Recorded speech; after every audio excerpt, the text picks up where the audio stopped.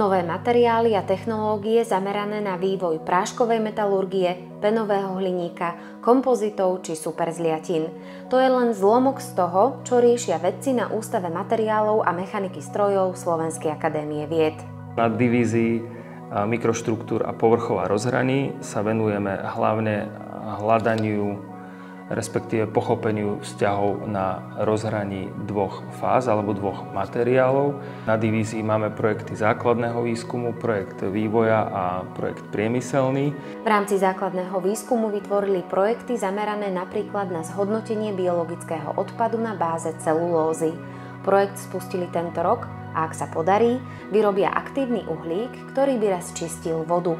Materiáloví vedci však pomáhajú aj v medicíne. V prípade vývoja biodegradovateľných materiálov na báze horčíka, tak tam je cieľom nastaviť čas odbúrania toho implantátu v tele, čím sa zníži riziko druhej operácie. Ústav je nesmierne aktívny v nadväzovaní spolupráce, a to nie len s ďalšími ústavmi Slovenskej akadémie vied, ale aj s vysokými školami a firmami nielen zo Slovenska, ale aj zo zahraničia.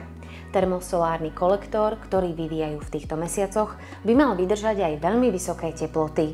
Ak sa to podarí, tak budeme schopní zvýšiť účinnosť termosolárneho kolektora zo súčasných 5 až 10% na 40 až 50%. Ústav materiálov a mechaniky strojov pracuje so špičkovými zobrazovacími metódami, hlavne mikroskopmi, cez ktoré nazerajú vedci do hlbokého vnútra materiálov.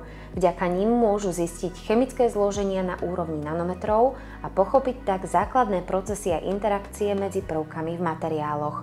To má veľké využitie v priemysle, pretože raz pomôžu nastaviť parametre výroby tak, aby zlepšili pevnosť materiálu a aj súčiastok. Vedia tiež predísť chybovosti vo výrobe, čím firmám šetria náklady.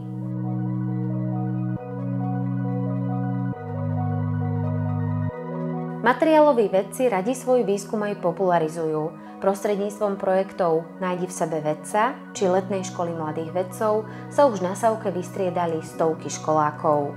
Tiež si myslím, že by sa viac malo venovať vzdelávaniu detí v oblasti kritického a vedeckého myslenia, aby sa žiaci naučili pracovať v tímoch, komplexne pochopiť daný problém a navrhnúť na ten problém aj riešenia. To by mohlo v budúcnosti zabezpečiť kvalitných študentov, kvalitných doktorantov a posunúť krajinu v podstate do ďalšej mety vyspelosti.